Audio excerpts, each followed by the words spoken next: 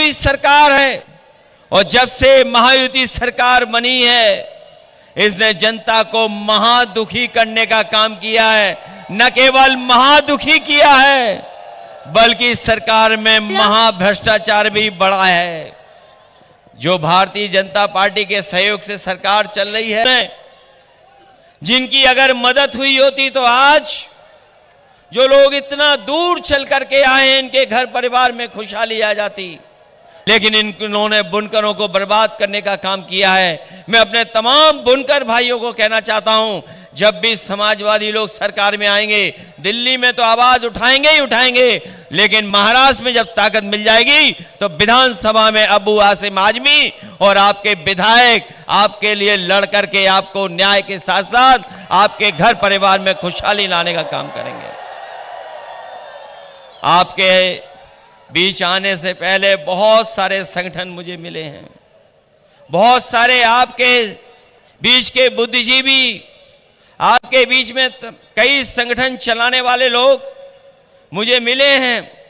उन्होंने न केवल अपने बुनकर भाइयों की आवाज को हम तक पहुंचाने का काम किया है, वही जिस तरीके से मॉब लिंचिंग से लेकर के हमारे आपके धार्मिक और उन पर समय समय पर जो सवाल खड़े करते हैं, भाषणों से हमारे आपके लोगों को अपमानित करते हैं, हम आपको भरोसा दिलाते हैं न केवल उत्तर प्रदेश में बल्कि देश में जब कभी भी आवाज उठाने का मौका मिलेगा ऐसे सख्त कानून बनेंगे कि कोई मॉब लिंचिंग की तरफ या किसी के भगवान के या धर्म के खिलाफ कोई बोल नहीं पाएगा।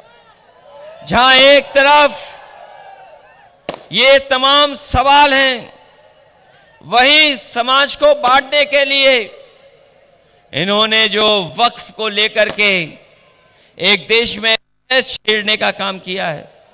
जिस समय लोकसभा में बिल पेश हुआ था, हम लोगों ने उस समय भी आवाज उठाई थी और कहा था कि ये वक्फ का बिल जो आ रहा है ये खासकर मुसलमान भाइयों को परेशान करने के लिए, उनके जमीनों को छीनने के लिए आ रहा है।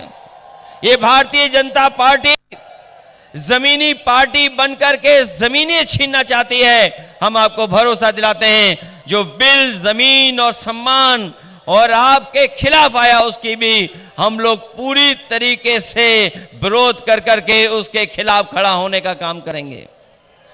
मैं इस मौके पर मैं आप सबका बहुत बहुत धन्यवाद और आभार प्रकट करना चाहता हूं। मैं देख रहा हूं बारिश रुक नहीं रही है, बादल और बिजली चमक रही है, अभी भी बादलों से आवाज सुनने को मिल रही है। ये आपकी आवाज से बादलों में आवाज मिल रही है और हम आपको भरोसा दिलाते हैं कि समाजवादी पार्टी यहां से चुनाव लड़ेगी और हम लोग आपके बीच में आकर के दोबारा वोट मांगने का काम करेंगे।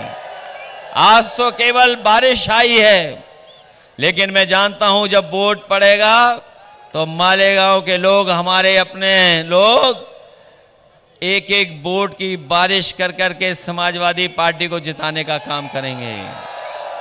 ये बारिश हमें भरोसा दिला रही है कि जब वोट पड़े तो बारिश की तरह वोट पड़ेगा। जैसे बूंद गिरी है वैसे ही वोट भी भारतीय जनता पार्टी के खिलाफ पड़ेगा। मैं इन्हीं शब्दों के साथ जो बारिश में खड़े हैं लोग, मैं इतनी कार्यक्रम को सफल बनाने का काम किया, जहां हमारी सब व्यवस्था खराब हो गई उसके बाद भी आप लोग मौजूद हैं। मैं आप सबका बहुत बहुत धन्यवाद देता हूं। शायद ही हम अपनी पार्टी के प्रत्याशी शाहीन हिंद जी का धन्यवाद देता हूं। हमारे साथ मंच पर रईस शेख साहब हैं, रियाज साहब हैं और जो हमारे और साथी हैं जो समाजवादी पार्टी से चुनाव लड़ रहे हैं, मैं इनके लिए समाजवादी पार्टी की टिकट देने का भी फैसला लेता हूं। अबू आसिम आजमी ने जो सिफारिश की है हमारे रईस शेख साहब की, उनके साथ ये हमारे दूसरे साथी हैं रियाज आजमी जी, भिवंडी वेस्ट के हैं। हमारे रईस शेख तो पहले से ही विधायक हैं भिवंडी ईस्ट के। और शान हिंद जो आपके बीच के हैं, इनके लिए हम लोग समाजवादी पार्टी के पक्ष में वोट मांगते हैं। मैं इन्हीं शब्दों के साथ आए हुए सभी साथियों का बहुत बहुत धन्यवाद देता हूं, आभार प्रकट करता हूं। जैसा उत्तर प्रदेश ने कमाल किया है, सबने मिलकर के बीजेपी का मुकाबला किया और ऐसी हार कभी बीजेपी ने सोची नहीं थी जो उत्तर प्रदेश की जनता ने उन्हें हराने का काम किया है।